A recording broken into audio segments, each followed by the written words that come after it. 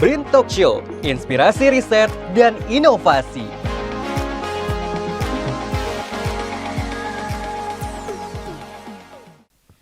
Halo kawan BRIN semuanya, apa kabar? Selamat siang. Siang, baik ya. Oke, saya Fani di sini. Saya salah satu peneliti juga ya, peneliti entomologi di Pusat Riset Zoologi Terapan ya, VRZT. Jadi mungkin Pusat Riset Zoologi Terapan ini ya, sebelum kita ke yang lain-lain ya, saya kenalkan dulu ini adalah pusat riset mengenai ilmu hewan ya, yang terapan applied science di ORHL, Organisasi Riset Hayati dan Lingkungan. Pada kesempatan siang hari ini, kawan BRIN semua, kesempatan yang berharga ini nih, kita akan membahas sebuah topik yang sebenarnya tidak hanya relevan menurut saya, tapi ini sangat penting bagi perkembangan ekonomi dan industri kreatif nih di Indonesia. Ini jarang sekali orang singgung sebenarnya dalam acara talk show. Kita kan kebanyakan itu kan ngomongin tuh pangan, karena kan dianggapnya kan pangan paling kritis nih, kebutuhan paling utama. Padahal ada yang temennya nih, sandang, industri sandang itu jadi menarik sekali. Jadi untuk kawan BRIN semua, pada siang hari ini sudah ada bersama saya, ini DRA Lincah Andadari, betul ya Bu Lincah. Bu Lincah ini adalah peneliti juga di Pusat Riset Zoologi Terapan. Nah Bu Lincah kelompok risetnya itu adalah perbanyakan satwa liar dan proses domestifikasi. Kemudian ada juga bersama saya nih Bapak yang kuning-kuning ini cerah ceria sekali ya, Mas Reja nih, kalau saya biasa manggilnya Mas Reja nih. Mas Reja ahli pantun. Jadi apakah nanti dia akan menjelaskan dengan pantun ya, kita nanti lihat aja ya. Mas Reja ini dari Keris Nutrisi dan Teknologi Pakan, Fisiologi dan Biologi khususnya ikan. Betul, menarik sekali, luar biasa menarik, apalagi kalau kawan BRIN ini lihat displaynya, ini sudah ada apa itu ya yang uget-uget dari tadi ya. Nah itu tuh kita akan tanya nih, itu apa sih, apakah itu bikin gatal kalau misalnya kena kulit kita tuh selalu image-nya gitu deh, aduh ulet itu pasti gatal gitu kan, aku nggak mau megang. Nah itu bagaimana dan apa peranan si dia dalam industri sandang, kemudian juga ada itu ya, pelet-pelet ya, apakah itu makaroni? Bukan, ya. Saya jadi pengen, apalagi yang di belakang itu apa keripik ikan? Oh bukan juga, aduh menarik sekali, luar biasa. Baik, kita bicara yang pertama tentang yang di depan ini. Yang di depan ini kalau kawan BRIN lihat, ini ada ulat ya Bu ya, betul kan Bu ya? Ulat atau kalau ininya kita larva. Betul kan, saya kalau salah takut Bu, itu ada peneliti entomologi di belakang banyak sekali. Jadi bisa Bu Lincah jelaskan terlebih dahulu lah. Ini tuh apa sih yang Ibu bawa ke sini tuh? Ibu bawa ini teh apa gitu? Silahkan Bu. Iya, terima kasih Mbak Fani. Ini memang betul ulat sutra. Jadi ulat sutra ini adalah ulat sutra jenis Bombyx mori yang merupakan ordo dari Lepidoptera yang penghasil serat yang bernilai ekonomi sangat tinggi. Dan biasanya sih memang bukan hanya ulat sutra Bombyx mori ya, tapi ada juga beberapa ulat sutra yang memang menghasilkan serat. Jadi ulat sutra liar sama ada beberapa macam, tapi yang terdiri dari ulat sutra liar itu lebih dari 50 jenis, tapi yang mempunyai nilai ekonomis itu hanya 4, jadi Antheria perni, Samia, sama Pilotakus. Tapi yang dibudidayakan, yang didomestifikasikan itu adalah ulat sutra jenis Bombyx mori. Ya. Okay. Jenis Bombyx mori ini udah dibudidayakan dan didomestifikasikan. Okay. Dan hampir 90% penghasil sutra dunia itu dihasilkan dari ulat sutra jenis Bombyx mori. Okay. Dan biasanya ini disebut lebih orang umum ya, melihat ini ulat jenis ulat murbei katanya. Oh, daun murbei karena jadi jenis ulat murbei kalau umpamanya di beberapa desa atau apa jenis ulat murbei, karena ada beberapa jenis ulat sutra yang sudah didomestifikasi pun.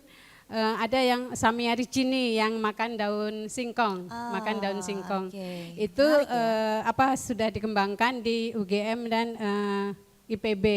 Tapi yang pemasok 90% dunia itu yang ulat sutra Bemix mori. Dan kenapa jenis disebut familiar dengan ulat murbei? Karena pakan satu-satunya itu adalah jenis dari murbei. Dan gitu ya. Bemix morinya itu dari nama tanaman daun ini gitu, Morus sp. Dan ini sama sekali tidak ini Mbak Fani. Tidak coba pegang. Aduh, saya juga peneliti ulat sebenarnya, tapi saya juga geli. Ini tidak berbulu dan tidak gatal. Tidak gatal. Jadi bohong ya kalau ada ulat sutra itu enggak, enggak. Beda lagi, beda jenis ya. Okay. Dan perubahan ini dari mulai telur sampai gedenya itu penambahannya itu sampai 10.000 kali. Gedenya dia. Iya, gedenya. Jadi kalau pamannya udah ulat sutra instar kelima, hari kelima itu puncak-puncaknya gitu ya. Itu tuh ulatnya tuh ginu-ginu, cantik banget. Gemoy ya? Gemoy banget, luar biasa. gemoy banget gitu ininya lucu banget ininya. Kalau ini instar berapa Bu Barti? Ini instar keempat hari pertama. Terakhir instar 5? Ya. Berarti ini menuju gemoy? Iya menuju gemoy. Jadi gemoy. nanti kalau pamannya Mbak Fani itu seminggu lagi datang itu ulatnya tuh udah lebih dari ibu jari saya. Segini sebesar ibu jari? Iya. Ya ampun, iya. besar ya. Betul. Jadi artinya dia rakus dong? Sesuatu yang cepat besar berarti dia makannya luar biasa rakusnya. Oh iya luar biasa. Jadi dari mulai telur sampai menetas tuh 50 gram. Kalau dari satu box itu kan 20 butir ulat, 25 butir telur itu ulat itu butuh sebanyak 1/4 ton daun dan ranting. Oh. Iya betul. Luar biasa ya. Iya, Aku jadi takut makan, takut gemoy. Tapi ini juga hasilnya tuh sangat-sangat bernilai ekonomi tinggi. Iya, saya tahu Bu. Sekali, saya juga dari tadi ngeliatin baju Ibu kayaknya nih roman-romannya bau-bau sutra gitu iya, kan. Iya betul, tepat sekali. Iya betul, jadi nah siklus hidupnya berapa lama Bu? Kalau tadi dia makan sebanyak itu biasanya dia dari mulai telur sampai dia memproduksi kan lah ini, kita katakan. Dia termasuk serangga yang bermetamorfosa sempurna, di mana masa pradewasa dengan dewasa itu ada perubahan bentuk yang berbeda gitu. Jadi pada saat yang pradewasa itu ada jadi 4 tahapan ya, telur, larva, pupa, dan imago. Ya. Terus karena berdarah dingin, jadi pertumbuhannya itu sangat-sangat dipengaruhi oleh kondisi lingkungan Mbak Fani. Oke. Jadi kalau ini dipelihara pada daerah yang panas, siklus hidupnya itu lebih pendek. Lebih pendek? Lebih sekitar 20 sampai 22 hari. Karena proses fisiologisnya kan cepat ya. Kalau serangga, tapi kalau di dataran tinggi, jadi proses fisiologisnya lambat. Jadi siklus hidupnya itu lebih lama, bahkan bisa mencapai 25 sampai lebih dari sebulan. Oke. Dan ini Mbak Fani, kalau umpamanya Mbak Fani berkunjung ke umpamanya rumah sutra itu sutra itu biasanya dibedakan antara ulat kecil dan ulat besar. Kalau ulat kecil itu instar 1 sampai instar ketiga. Dan pergantian instar itu dilalui dengan tidur. Untuk pergantian kulit. Jadi enggak makan? Enggak. Oke. Jadi makanya kita tuh banyak belajar dari ulat sutra, disiplin. Pada saat kita makan ya kita makan gitu. Pada saat kita tidur jangan kita makan. tidur, jangan makan gitu. Dan terlalu itu Maya. Kita juga bisa belajar juga ini dia tidak rakus tidak mengambil hak orang lain gitu loh. Oh gitu. Ya umpamanya dia makan ya makan yang jatah dia gitu. Terus pas yang ulat besar itu instar 4 ke instar 5.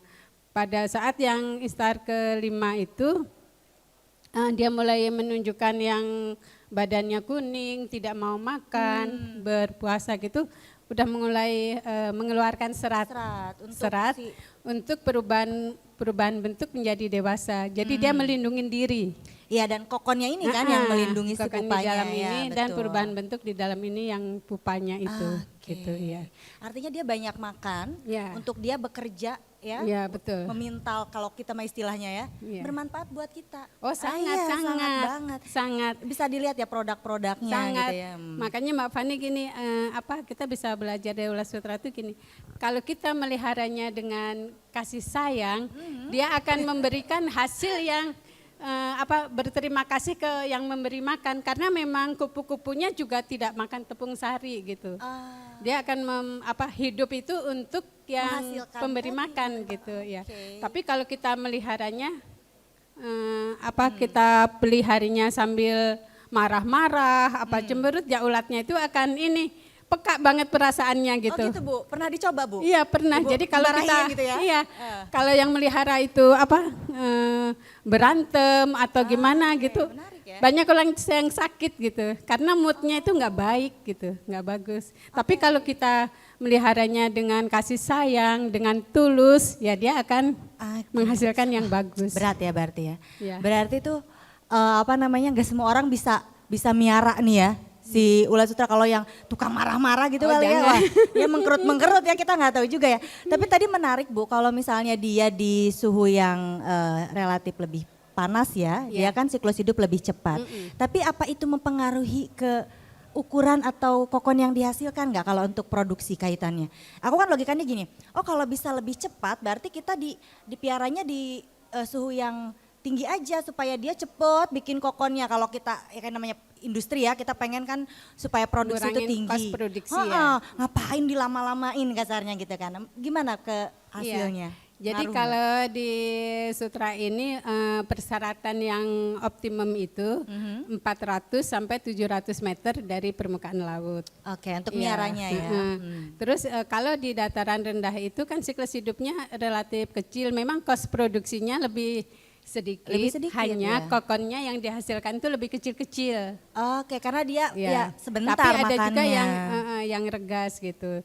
Terus kalau pamannya yang gede itu memang siklus hidupnya lama kan, kokonnya besar, tapi nggak jaminan bahwa kokon yang gede itu seratnya banyak, malah bisa mungkin pupanya yang gede.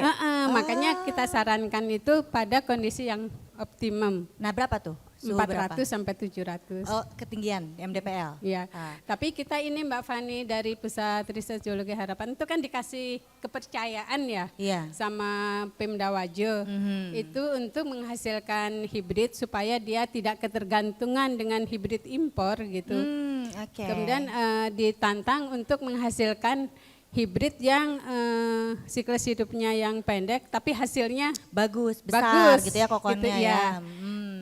Dan karena kami pegang kepercayaan dari Pemda Wajo itu, alhamdulillah kita sudah berhasil menghasilkan hibrid unggul pada dataran di bawah optimum 100 di bawah 200 400 tadi. Jadi bisa diproduksi di sana. Tadinya kita luar ini biasa. kok ini ke kelas B, tapi pada saat dipintal oleh pihak luar ya. Iya. Kalau yang BRIN yang ngomong pasti mengatakan yang bagus-bagus gitu ya. Pada saat itu dipintal oleh kelompok tani dan pengusaha dari PT Begawan Sutra, ternyata hibrid unggulan yang dihasilkan BRIN itu jauh lebih bagus daripada hibrid komersil. Itu luar alhamdulillah. biasa, tepuk tangan dulu Ya. dong. Jadi sudah Jadi berhasil tinggal nih nunggu Bu Linca pelepasan, nih. tinggal Di nunggu- highlight ya, nih, Ya, sudah tinggal berhasil. nunggu pelepasan. Jadi kalau hibrid komersil 10 kilo kokon itu dapat 1 kilo benang. Iya. Jadi hibrid unggulan dari BRIN itu dari Joter. Jadi 7 sampai 6 kilo kokon itu 1 kilo benang. Berarti ada semacam selisih. 10 sampai 12% efisiensi. Luar Itu biasa yang- banget, 10 sampai 12% Iya, loh. dan- Itu mah udah Iya. ngurangin banget kos kan? Iya, Jadi yang benar, kita benar. bangga itu kita udah dapat terima langsung dari petani karena kan kita gongnya kan dari user ya. Iyalah. Kalau oke. user udah mengakui mereka ingin dikomersikan, itulah kepuasan seorang peneliti yang sesungguhnya, betul luar Iya, biasa betul. sekali. Nah itulah memang pusat riset geologi terapan kan di situ kan berimpact langsung Iya, ya kepada user. Jadi apa yang dihasilkan itu nggak hanya cuman bagus di lab, Iya, ya kan? betul, betul. Efektif di lab belum tentu ketika dimanfaatkan oleh pengguna kan, oleh user itu bisa menghasilkan yang lebih bagus dari komersil tadi. Iya, Betul kami kan, sampai luar ya biasa sempat kan? terharu dan Nangis ya, pasti jujurnya- ibu ya? Ya betul, Pasti aku senang sudah banget. tahu itu pasti Senang nangis banget dulu ya. dia. Ya, Ya senang Allah banget akhirnya ya. perjuangan ya. Luar biasa memang. Jadi sebenarnya karena dia nggak mau makan yang lain ya. Jadi kita harus mencari bibit unggul itu tuh seperti apa sih Bu? Ibu tuh menemukan itu tuh seperti apa prosesnya, mengawinkan atau seperti apa, singkat aja misalnya. Ya, Iya. memang ini tuh rahasia sebenarnya, rahasia dagang sih sebenarnya aku tahu Tapi ya. tidak Tapi apa-apa kan nggak apa-apa. nanti Oh, kita kan iya. lebih berkah juga Lebih kan, berkah lebih berkah juga Manisari Sedikit itu. lah di spill. Ya, betul. Iya. Jadi pada saat itu kan di Wajo itu kami ingin hibrid itu kualitasnya sama dengan yang hibrid impor setidaknya. betul. Tapi waktu itu kami berharapnya sih lebih dari yang hibrid impor itu. Jadi kami melakukan pemurnian selama 10 generasi. Oh, 10 luar generasi. biasa. Jadi Bener-bener 4 sampai 5 itu kan masih akumulasi ya. Jadi generasi 7 sampai 8 itu pemisahan gen. 9 10 itu tergantung dari breeder, apa yang diinginkan, kelebihan apa yang Dia diinginkan requestnya. dari dan dari tiap tahapan itu kita lakukan seleksi mulai dari telur, larva, pupa dan imagonya. Kemudian kita uji juga kualitas seratnya juga. Ini sih ini tuh harus telaten. Iya Iya. nggak sih, bener nggak? 10 generasi. Aku biara ulet nih. Kalau udah generasi ketiga kadang kalau kita nggak telaten ngasih makan mati gitu ya. Kita harus ke lapang lagi ngambil lagi. Bayangkan ini miara nih sampai 10 generasi. Artinya kan 10 bulan sampai setahun Bu ya berarti Iya, kan. waktu Kalau itu, siklus hidup sebulan ya pengalaman yang Wajo itu jadi selesai sholat Id pun sudah sembahyang kami langsung ke luar Cibinong. biasa banget ya. meneruskan. Kita beri aplaus dulu dong buat Bu Linca ini. Jadi dedikasi itu ya tidak hanya Senin sampai Jumat ya Bapak Ibu ya. Jadi weekend, terus kemudian ada event ya sholat id aja ya namanya miara ulet ya kita kan bener Bu ya. Jadi luar biasa banget tapi hasilnya tentu juga memuaskan hati penelitinya, juga usernya dan bermanfaat bagi banyak orang. Nah ini kalau udah ke komersil nih ya Bu ya, ini memang sutra itu sekarang aku nggak punya sih Bu, aduh gimana ya. Berapa ini kalau, jadi sedih ya. Batik sutra saya tahu sih itu jutaan ya, kita kadang lihat harganya aja udah jiper gitu kan. Sebenarnya tuh berapa sih Bu jualnya? Bolehlah di spill misalnya kalau jual kokon berapa sih gitu.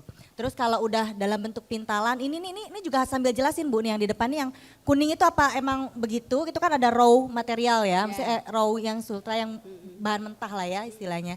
Yang putih ini apa bedanya, berapa harganya kalau dijual? Boleh Bu, spill dikit. Siapa tahu yang Jadi mau beli? begini, kalau yang kuning ini tidak diwarnain, ini alami. Aslinya memang kuning Alami. begitu. Oh, Iya, oke. alami ini ulatnya juga berbeda. Oh. Ulatnya juga berbeda. Ulatnya itu zebra. Jadi gini, ulat zebra itu ada 2 macam. Kalau kakinya itu putih, berarti kokon yang dihasilkan itu putih. Aduh. jadi Iya. mikir kaki putih kan. Tapi kalau kakinya itu kuning, kokon Iya. yang dihasilkan itu kuning. Oke. Jadi umpamanya ini laku banget terutama sama biksu. Biksu itu kan langsung ya Oh dia langsung mintal dari si yang kalau kuning umpamanya ini. hasil ini dijadikan kain di Iya. rumah sutra yang Ciapus itu langsung laris dibeli sama yang Biksu biksunya karena itu warnanya. ya. Warnanya kan Oke. warna alami. Alaminya kuning gitu ya? Iya. Kalau ini yang hibrid. Jadi kalau yang dibudidayakan di petani itu adalah jenis yang hibrid, bukan Oke, yang dari yang ras putih, Cina, ras ya, betul, Jepang. ras Cina. Jadi kita pergantian persilangan antara ras Cina, ras Jepang itu untuk menghimpun sifat genetiknya yang baik. Jadi kalau hibrid itu mudah dipintal, Iya. kemudian panjang seratnya lebih panjang gitu ya, hasilnya lebih banyak. Dan ini juga sekilo itu sekitar 850 sampai Udah mahal ya, Ya, mahal. memang ya maklum Iya. lah ya. Jadi Aduh luar iya. biasa Pak. Kalau kain sutra itu sebenarnya kalau disebut mahal itu sebenarnya juga tidak aneh dan sebaiknya juga para pembeli tidak usah menawar sih karena memang bener, prosesnya bener tuh, itu Yang suka nawar gue banget Bu, aduh. prosesnya itu kan panjang banget ya. Panjang. Pakannya juga ya Iya. benar. Kenapa sutra itu dikatakan mahal? Karena memang prosesnya panjang. Dari mulai telur, kemudian yang untuk benangnya itu kan 25 hari. Iya. Kemudian kan dipintal. Betul. Dari pintal itu ditenun, didesain. Jadi mahalnya pun tergantung dari tempat, desain dan kualitas. Luar biasa Kemudian banget. ini yang saya pakai ini tidak sombong. Ini sutra Indonesia dan Iya. saya bisa mengklaim bahwa ini sutra Indonesia 100%. Karena Oke. bagi saya bahwa yang kain sutra itu belum tentu sutra Indonesia 100%, bisa juga benangnya dari impor. Itu bagi saya bukan Sutra Indonesia, tapi kalau Sutra Indonesia itu bahwa telurnya diproduksi di Indonesia, pakannya juga murbainya juga di Indonesia, SDM-nya juga Indonesia sampai akhir. Jadi ini waktu itu ini kan oleh kelompok tani di Gorontalo di Bualemo, dipintalnya di Rumah Sutra Ciapus Bogor. Setelah dipintal menjadi kain polos, dibawa lagi ke Bualemo dan ada ciri khas ini sasirangan. Boleh Bu sasirangan ini, sasirangan. Jadi kalau memang mahal itu karena memang punya keistimewaan ya, kilonya, terus ademnya, dan kilonya itu alami, ademnya juga alami. Iya benar-benar.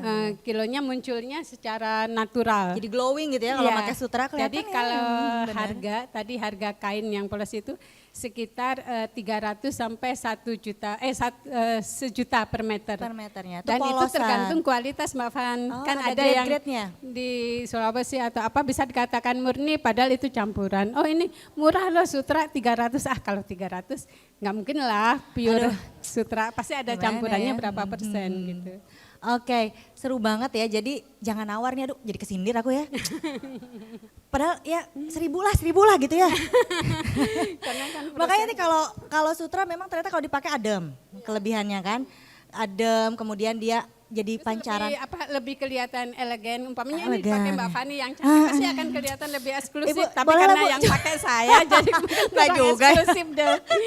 Dari tadi saya udah gini-gini tapi kayaknya kalaupun diminta gak muat gitu kan kayaknya. Jadi luar biasa banget ya memang. Kalau tadi tuh jadi teman-teman kawan Brin nih kalau ngelihat di display di depan itu tadi kan Bu Linca udah sedikit spill kan. Dari telur, kemudian larva, pupa. Itu di depan itu display itu siklus hidup. Yang tadi kan, jadi ada siklus hidupnya nanti bisa dilihat mungkin. Jadi dari tadi telur, jadi seperti Lepidoptera kan karena dia kan memang kupu-kupu ya. Ya jadi sempurna metamorfosisnya, betul banget. Terus aduh ini kawan sebelah saya udah ngeliatin aja ya. Kok gue dicuekin sini ya Bu. Oke Bu Linca, terima kasih banyak. Nanti kalau ada pertanyaan tentang Sutra, nah kita geser nih ke sebelah ya Bu. Ini sebelah sono kayaknya mau pantun dulu nggak Mas? Enggak usah. Jadi kalau tadi Bu Linca itu istilahnya tim Bu Linca ini ya, tim peneliti Jooter di grupnya Bu Linca ini, Bu Linca dan kawan-kawan nih, ini kan fokus kepada menyumbang bahan baku lah untuk industri sandang, betul kan? Bagaimana nih industri sandang Indonesia ini mandiri, artinya bahan bakunya dari sendiri, lokal, produksinya tinggi tanpa mengandalkan hibrid dari luar, ya kan betul gitu ya. Kalau saya rangkum nih, luar biasa dan itu sudah menghasilkan sesuatu yang membanggakan kita semua kan. Ada produknya yang memang bisa dipakai oleh user. Nah luar biasa banget. Jadi nggak cuma lab doang nih. Nah geser ke sebelah nih teman Aye, ini orangnya agak santai. Kalau aku bilangnya Kang Eja nih. Kang Eja ini, dia ini dengan teman-teman timnya dia mengolah, betul ya nih, aku harus ada hati-hati nih karena geli-geli nih. Mengolah ya sisa dari industri sandang itu. Ya bener kan? Hasil sampingannya itu diolah. Jadi apa? Dari prok kalau kayak gitu. Itu jadi pakan ikan. Ikan, cantik. Mas Eja cerita sedikit deh, apa yang Mas Eja kerjakan untuk di kaitannya sama industri sandang. Oke. Ini tadi diminta pantun jadi pantun juga nih, tergelit. Silakan. Jalan ke laut lihat pelikan. Cakep. Masuk ke laut ada ikan sardin. Aduh, ya siapa itu? Iya kan? Benar. Hari ini kita akan bicara ikan bersama saya Reza Samsudin. Emang keren banget ini ya Bang Eja nih. Iya. Biasa tukang obat, saya tukang obat. Dia lama Pak, dia lama kalau suruh balas. Oke, silakan Bang. Iya dah, tadi diceritain memang kita sebenarnya kolaborasi nih. Ibu bapak sekalian, kawan Sobat Brin, kita kolaborasi. Kalau tadi Bu Linca sudah produk Sutra, clear, oke banget. Nah kami itu memanfaatkan byproduct dari industri sandang. Contoh kalau tadi misalnya Bu Linca menghasilkan ada pupa kan ada dalamnya tuh ya. Ada ulatnya di dalamnya. Nah ulatnya ini kita manfaatkan sebagai salah satu bahan pakan untuk pakan ikan. Si pupanya itu kali ya? Pupa Dalamnya, dalam kokon. dalamnya, betul. Kokon dalamnya pupa kan? Nah, Betul. si pupa itu yang dimanfaatkan ya? Betul. Oke.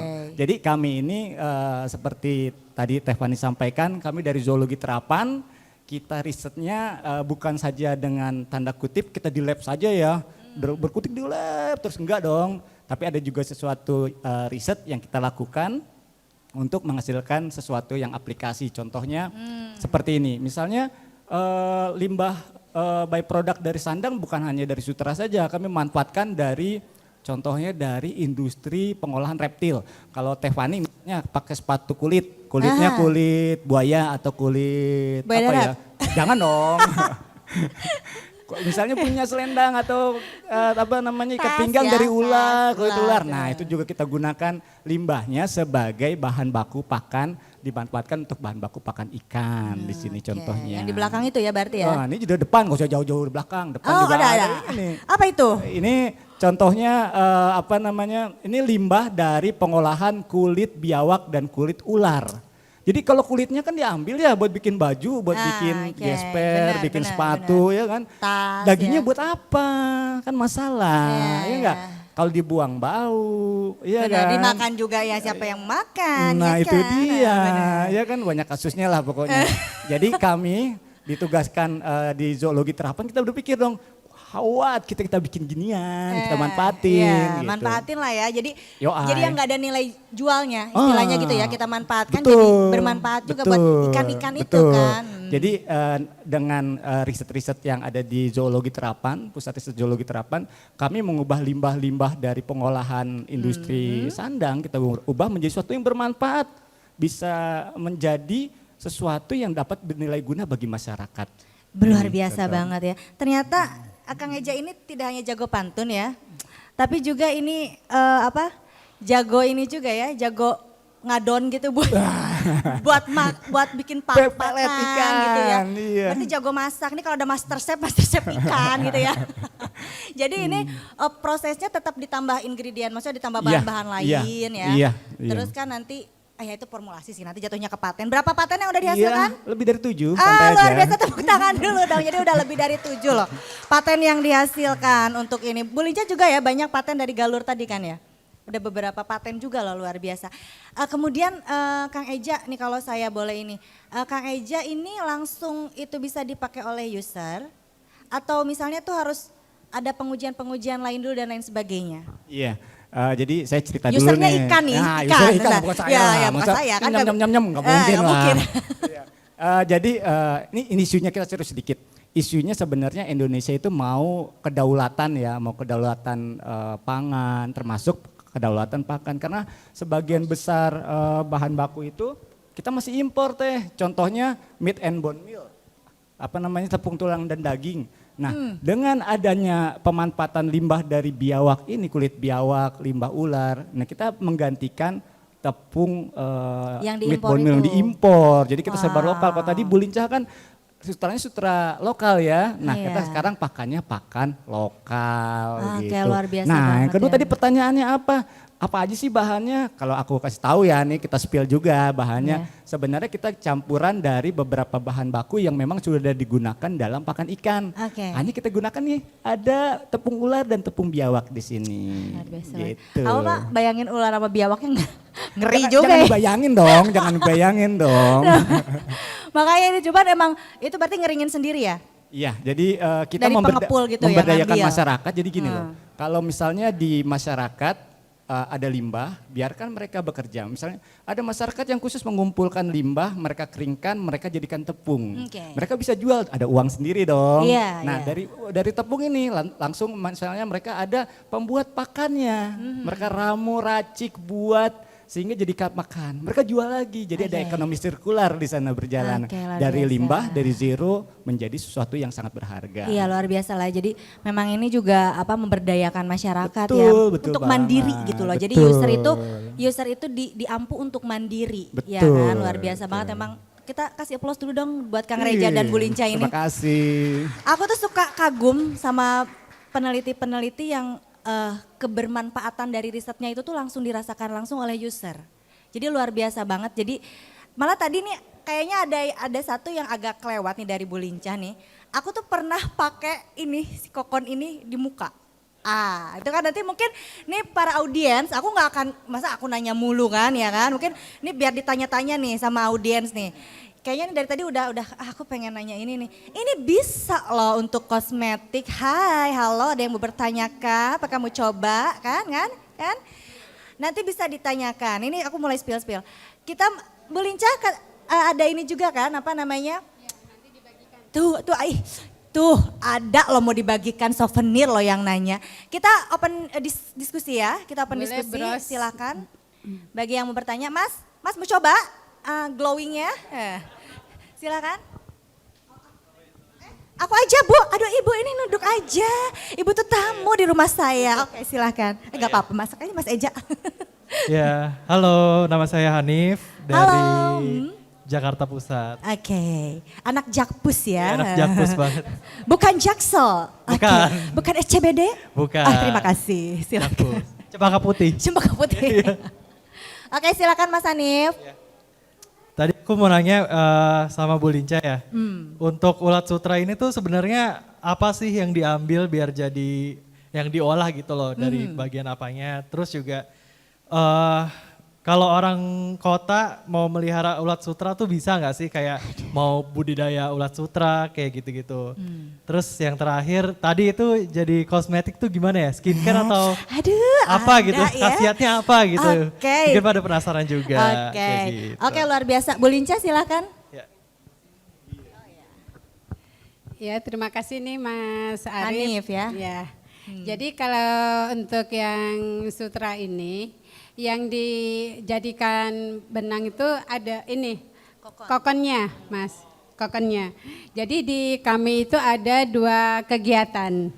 Jadi kalau untuk diambil benangnya, itu direbus, karena di sini ini ada 2 komposisi, protein dan fibroin.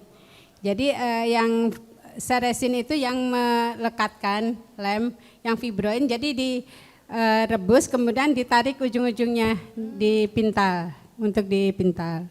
Tapi kegiatan yang kedua itu untuk pelestarian, karena kan kami juga perlu ya Mas ya untuk pelestarian. Tapi kalau untuk yang petani itu biasanya yang untuk diambil benangnya. Kalau untuk pelestarian jadi sudah panen ke 5 ke 6 setelah ulat mengokon itu dipanen, kemudian diambil pupanya, dipilih jantan dan betina, kemudian setelah jadi kupu-kupu dikawinkan selama 4 jam. Makanya kenapa proses kopulasinya itu lama, makanya yang pupa itu bisa juga dijadikan sebagai obat kuat. Obat kuat. Iya, nanti betul. Pertanyaan baru lagi itu Bu, belinya di mana gitu betul. kan. Nah, jadi kalau udah, kalau Mas Ari pengen mencoba gitu. Aduh, ditawarin lagi Bu. Iya. Ada pasangan, maaf. Iya. Maaf. Bisa aja Mas Ari umpamanya gini, dengan istri gitu, masing-masing minum satu pupa, kemudian malamnya gimana nih hasilnya gitu. Panas ini ya luar biasa. Bisa itu ya, bisa itu ininya. Kemudian kalau yang orang kota, jadi sementara ini pengembangan sutra itu juga dilakukan di Sukabumi, Garut, Tasik untuk Jawa Barat ya, di Bandung, kemudian yang di Bogor aja di daerah Ciapus itu kota, itu bisa Mas, bisa bisa asal kalau bisa. Ketinggian itu yang 400 sampai 700 ya? Untuk supaya kos produksi kan kalau umpamanya pertumbuhannya udah optimum nih. Jadi kita tidak usah mengatur tentang bangunan yang sesuai dengan pertumbuhan ulat. Tapi umpamanya kayak Mas Arif kondisinya di bawah optimum. Kami alhamdulillah sih sudah mendapatkan hibrid yang unggul di bawah optimum, yang atas juga. Jadi kalau Mas Arif tertarik, kami dengan senang hati akan membantu untuk uji coba. Kami pilihkan yang hibrid yang sesuai dengan kondisi wilayahnya Mas Arif. Di Jakarta gitu ya? Ya, bisa ini. Kami malah senang sekali kalau Mas Arif bisa tertarik, dan kami semangat untuk apa yang bisa kami bantu, kami siap bantu. Selalu siap sedia. Iya, siap sedia. Tapi daun murbeinya itu loh yang PR. Bener nggak sih Bu? Iya.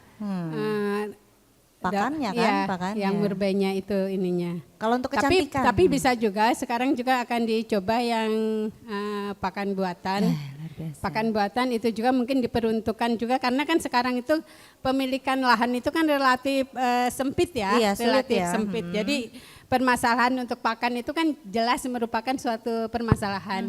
Dan kami dari tim Jotter itu berusaha juga untuk mendapatkan pakan buatan yang kos produksinya juga tidak tinggi gitu. Itu yang ke depannya kita inginkan. Kemudian yang Mas, yang untuk kosmetik itu gitu. dia. Jadi gini, proses penuaan itu kan suatu proses biologis kompleks yang tidak bisa dihindari ya. Iya Terus, benar Bu. iya kan, iya. Terus Kerutan ya, benar. tanda eksternal dari penuaan itu kan biasanya muncul keriput, terus bintik-bintik hitam atau kulitnya kering gitu. Dan penyebab penuaan itu yang kita tidak bisa menghindari itu kan biasanya radikal bebas ya. Radikal bebas itu salah satunya kan dari sinar ultraviolet. Dan yang bisa menangkal radikal ultraviolet itu adalah seresin, antioksidan. Dan salah satu penghasil antioksidan adalah seresin yang terkandung di kokon Bombyx mori ini. Ayolah, Jadi coba. dan ini caranya itu Mas Arief dicelupkan di air suam-suam kuku sekitar 60-70% setelah muka kita cuci ya. Kemudian kita oles-olesin sambil nonton TV, kan ini masuk satu jari ini sambil nonton TV gini. Itu langsung satu kali langsung dibuang dan nanti Mas Arief bisa buktikan satu kali pakai aja pasti akan terasa halusnya. Aduh. Akan terasa halusnya. Habis dari sini Jadi Bu. umpamanya Mas Arief sekarang ganteng akan tambah ganteng. Aduh, luar Betul. biasa banget. Betul, kalau ini nanti umpamanya dan ini semacam untuk facial, tapi bedanya dengan peeling atau mondisari atau sariayu kadang-kadang kan menimbulkan agak perih ya. Iritasi Kalau ya, kita iritasi ya. ini. Tapi kalau setelah memakai kepompong yang itu, ini tidak akan menimbulkan rasa perih. Karena pH-nya itu sesuai dengan pH kulit kita. Kulit kita, luar Kulit biasa kita banget dan ya. tidak menimbulkan iritasi dan manfaatnya itu sangat-sangat banyak sekali. Malah di Natura Republic itu di Korea itu 10 kokon aja harganya sampai 150 lebih. 150 Oh lebih. dijual kokonnya begini aja? Iya, kulit kokonnya Oh, ini gitu di aja. Natura Republic ya. Jadi sangat-sangat bermanfaat. Jadi nanti kalau Mas Arief Bawa ingin ya? meyakinkan nih omongan lincah bener nggak? Nanti Mas Arief bisa buka di Google manfaat kokon Bombyx mori pasti sederet langsung banyak luar dan biasa. memang betul loh yang kami ucapkan gitu. Jadi langsung hati-hati nanti bisa Mas Arief Ada berapa? langsung coba umpamanya ke adik ke kakak ini yang Putri juga pasti hasilnya itu langsung terasa. Langsung terasa Tapi ya Bu ya? sekali pakai langsung dibuang ya. Jangan dipakai lagi, nggak usah irit-irit banget lah. Iya, Gitu. iya. Ah. Ya, siap. Ini hati-hati nih nanti yang Ini.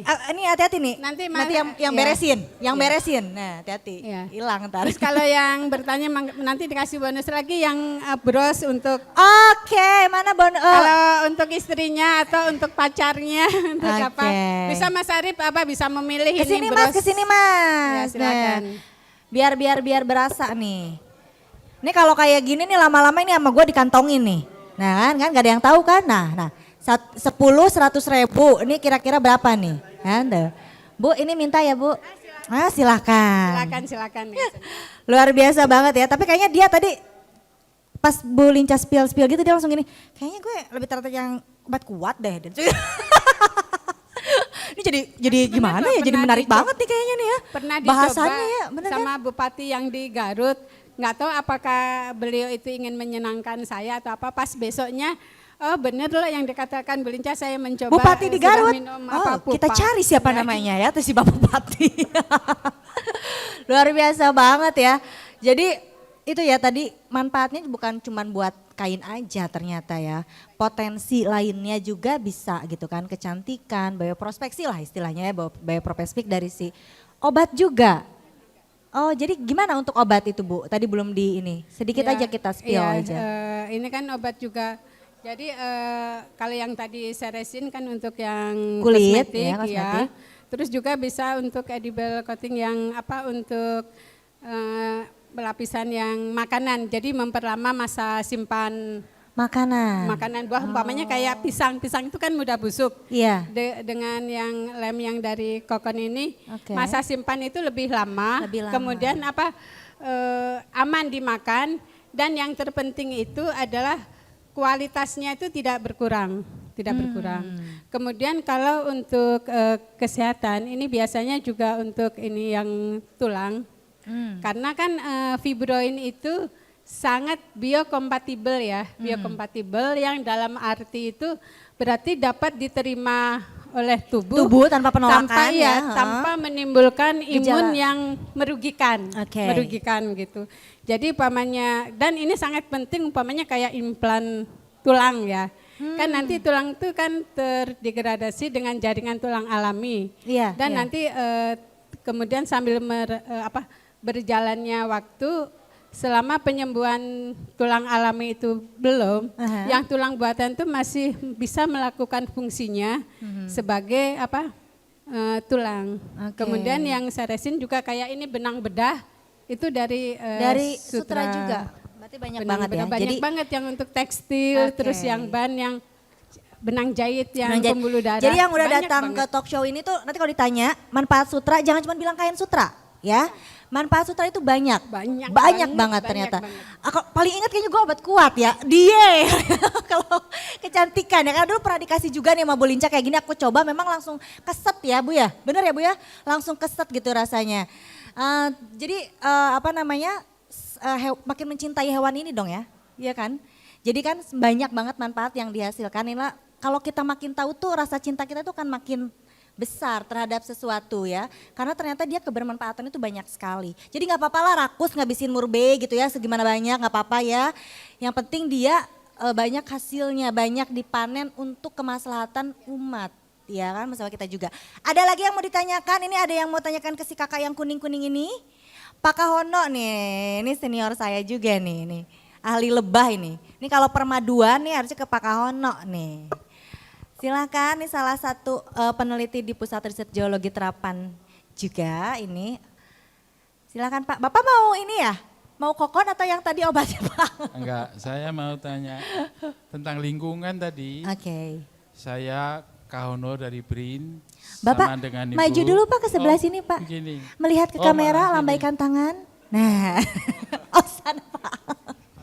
Ya, saya tertarik dengan lingkungan tadi. Betul. Ibu menyampaikan bahwa lingkungan yang paling ideal untuk Sutra kehidupan ulat itu adalah dari 400 sampai 700. 700 ya.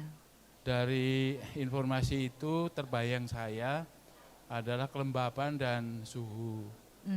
Pertanyaan saya adalah apakah bisa dimungkinkan bahwa ternak itu dilakukan di dataran rendah dengan mengatur suhu dan kelembapan. Karena logika saya, karena itu kan di lapangan, walaupun juga di ruangan, apakah bisa dikondisikan di misalnya dataran rendah, sumber daya manusia banyak mungkin itu sehingga kalau itu bisa dilakukan kayaknya akan lebih efisien lah gitu. Iya, lebih Oke, banyak terima yang bisa kasih. melakukan. Oke, terima kasih Pak Kahono, ketangkap di pertanyaannya. Jadi mungkin menurut Pak Kahono manipulasi lingkungan. Nah, apa di insect room chamber misalnya yang diatur suhu kelembaban, nggak usah pakai hibrid yang tadi kan memang dia bisa optimum di suhu rendah. Kan Ibu yang Ibu hasilkan itu kan. Nah, kalau biasa aja tapi ruangannya diatur gimana hasilnya? Pasti udah nyoba juga nih, aku yakin Bu Linca udah nyoba nih. Iya, terima kasih sekali Pak Kahono. Ini saya senang sekali dengan responnya. Memang kalau kita perhatikan, jadi pengembangan sutra itu ternyata tidak hanya di daerah yang optimum, di daerah optimum. Tadi betul kata Bapak itu untuk daerah Sopeng sama Wajo itu ketinggian 100 meter dari permukaan laut. Bahkan yang buah lemo itu 200 meter dari permukaan laut. Ada umpamanya kayak yang hibrid PS01 yang tadinya kami rekomendasikan untuk dataran yang kondisi optimum, ternyata juga bisa dipakai untuk dataran rendah. Itu jadi bisa terakalin. Kalau kayak di dataran rendah yang tadi Bapak kemukakan, kalau suhu tinggi kan itu pasti akan mempengaruhi pertumbuhan ke ulat ya, karena kan pertumbuhan ulat itu sangat-sangat dipengaruhi oleh kondisi lingkungan. Jadi kami mengatur SOP-nya. Kalau memang suhu terlalu tinggi, kayak waktu kami uji coba di Cibinong itu kan juga panas ya Pak ya, Cibinong itu. Jadi dengan diakalin siram lantai untuk supaya temperatur yang seimbang dan kelembapan juga bisa di manage gitu. Oke, jadi sebenarnya bisa ya, intinya sih bisa ya. Bisa. Jadi bisa sebenarnya dengan tidak usah pakai yang hibrida yang tadi dihasilkan pun, dengan yang biasa pun istilahnya ya. Itu tapi memang ya harus mengatur suhu, mungkin harus ada ruangan yang proper ya kan, suhu kelembaban gitu ya Bu ya. Sebenarnya juga ini Mbak Fani nggak terlalu kita memerlukan kos produksi yang tinggi ya, seperti tadi umpamanya kalau terlalu panas kita buka ini jendela-jendela yang itunya. Ya, angin gelebu gitu ya. Kemudian lantai dibasahin yang itunya. Gitu, ya. Oke, jadi sebenarnya bisa, cuman mungkin tidak akan optimum. Iya, tapi kalau umpamanya kita kan gini, untuk yang supaya kokon banyak ini, faktor pakan itu 39% masuk produksi dan kualitas. Jadi walaupun memang kecil yang tadi Mbak Fani yang di daerah panas, tapi kokonnya itu regas. Oh, lebih kuat. Regas itu apa sih Bu? Lebih bisa dipintal juga. Lebih enak dipintal. Gitu. Oke. Cuman kalau ke petani kan jadi produk akhir umpamanya idealnya itu satu box bisa menghasilkan 40 kokon untuk 40 kilo kokon kondisi yang optimum. Tapi kalau di dataran rendah itu sekitar 30-35 itu bisa dikatakan bagus. Tapi kokonnya juga bagus gitu. Karena walaupun kecil tapi padat. Jadi indikator bahwa kokon itu dikatakan bagus Mbak Fani. Jadi umpamanya dikocak itu di dalamnya itu berarti hidup. Pupanya hidup. Karena kalau di dalamnya itu mati, nanti kalau dipintal kan ada bekas. Iya si pupanya kan. Jadi kan pupanya benangnya kotor. Kotor, iya. Jadi diginikan itu pupanya hidup, kemudian putih bersih dan ujungnya itu kalau ditekan itu keras. Kalau ujungnya ditekan keras itu dipintalnya itu akan mudah sampai habis, tidak putus-putus.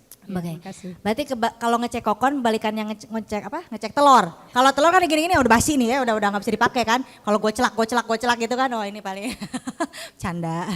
Jadi ada pertanyaan satu lagi deh. Oh ya Bu Peggy, silakan Bu Peggy ke depan. Ini Bu Peggy nih ahli kupu-kupu juga nih.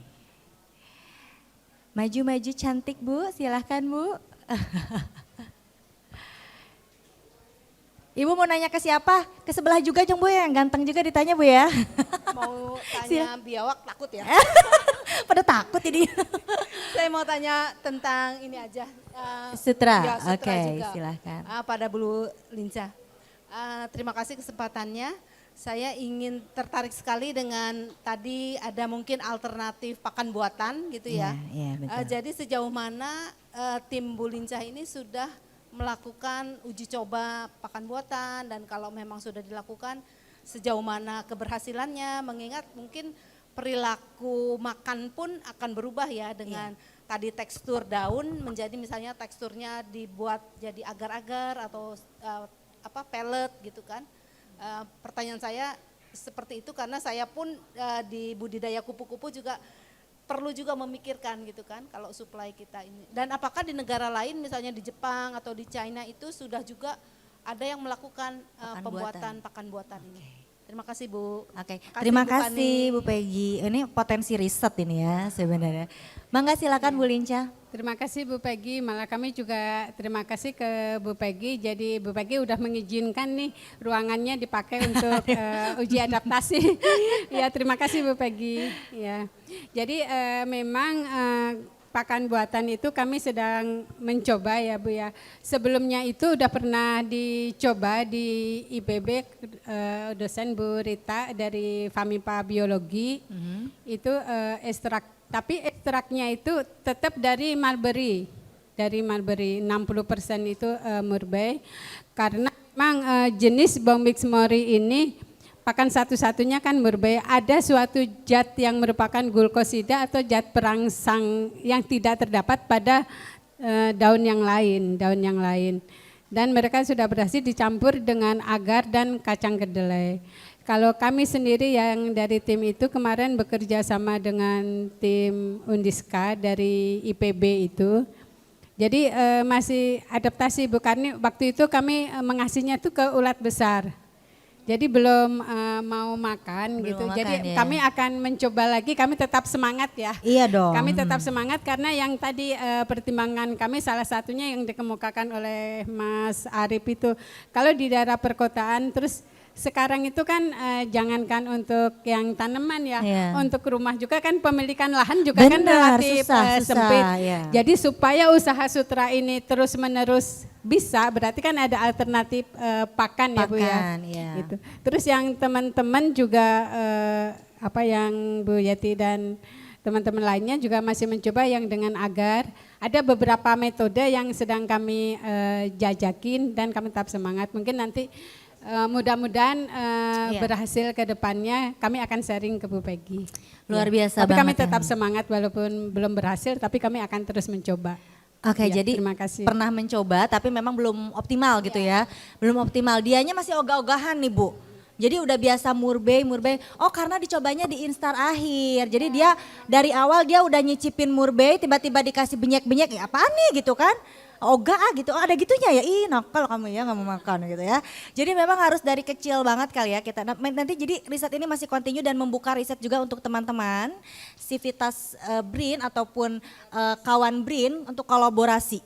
Luar biasa ya, jadi iya mahasiswa-mahasiswa yang tertarik untuk riset pakan buatan untuk ulat sutra itu berarti masih terbuka lebar dong ya. Termasuk pakan buatan untuk ikan. Jadi oke dengan Pak Eja, lulus-lulus bisa bikin pantun 1 buku. Jadi luar biasa banget ya. Memang menarik sekali bahasan kita pada siang hari ini. Bapak Ibu ada yang masih penasaran, satu penanya lagi tadi Mbak. Oke Mbak. Bu Peggy sama belum dapat Safari nanti ya Bu Peggy ya. Nanti di belakang ya. Oke. Silakan Mbak maju ke depan. Oke. Teteh cantik mau nyobain kokon? Mau dia langsung gitu. Nggak usah, pinter ya. Mau nanya ke Pak Reza. Aduh, tadi Pak kan Eja. Deg-degan ya. bahas soal pakan ikan ya. Pakan ikannya itu untuk ikan umum atau untuk ikan hias? Siapa namanya Mbak? Namanya Dea Dari mana? dari Brin Tamrin. Oh dari Brin Tamrin. Main loh ke Tamrin. CWS-nya pengen di sana jadinya. Silakan, dijawab Pak Eja. Terima Aduh, kasih Mbak. Ini 1.2 koma. Dengan, aduh mulai gue pulang Iya. aja gue kalau dari Mbak Dea cantik siapa yang punya? Mbak Dea. Aduh. Aduh, ribet deh ini. Gemeteran Jawab saya. dulu, jawab. Iya, gemeteran duluan saya masalahnya. Baik, jadi gini Mbak, jadi sebenarnya apapun bahannya seperti biawak, tepung biawak, daging ular ataupun tadi kita pakai daging pupa, ulat pupa ya, Pupanya ya. kita Kan keringkan. kokonnya dipanen, Betul, dalamnya pupanya betul. diampek. Nah, pupanya itu kita bisa keringkan, tepungkan, nanti tinggal kita formulasi. Formulasinya bisa buat ikan nila, bisa air tawar, bisa ikan hias pun bisa. Hanya nanti ada spesifikasinya Mbak, misalnya kalau ikan hias nggak mungkin tanda kutip sama persis dengan pakan ikan nila atau ikan lele atau ikan, saya ini punya formulasi ikan dewa, ikan torsoro nih. Nah nanti apapun bahannya nanti kita sesuaikan formulanya dengan kebutuhan nutrisi si ikan yang bersangkutan Mbak. Oke. Gitu. Menarik, Contohnya kalau ikan nila, proteinnya sekitar 30%, 28 sampai 30%, lemaknya 6 sampai 8% misalnya. Nah kalau ikan hias berarti ada sesuatu yang kita tambahkan selain menggunakan tepung limbah dari pengolahan sandang, Iya. baik pupa, daging ular, daging biawak. Biasanya kita tambahkan pewarna biasanya, color enhancement. Jadi biar namanya bukan kalau ikan nila kan ikan lele yang penting cepet gede dong, iya nggak? Sedangkan kalau ikan hias kan, wow, Cantik, mau ngejreng, harus cantik, ngejreng. iya. Oh, Nah iya. itu ada Betul. zat tertentu yang kita tambahkan, suplemen tertentu biar warnanya juga muncul. Oke, menarik ya. Justru risetnya tuh di situ ya nggak Mas Iya Eja? dong, pohon Benar kan? pete buahnya lebat. Aduh, Oh, iya. jawab pakai Ini pantun. Iya, PRJT memang hebat. Luar biasa. PRJT memang hebat. Semua jadi riset ya yang Iya. berpotensi. Luar biasa banget. Oke ini sebelum, ini udah di akhir acara ya. Kayaknya aku butuh closing statement nih dari para narasumber. Mau promo kah dengan, hey jangan lupa gitu kan. Kalau dia pasti pantun lagi, gue sih curiganya gitu ya. Silakan Bapak Ibu closing statementnya. Untuk promosikan juga mungkin riset-risetnya kepada mahasiswa atau kawan BRIN semuanya. Silakan dari Bu Linca dulu. Ya, terima kasih.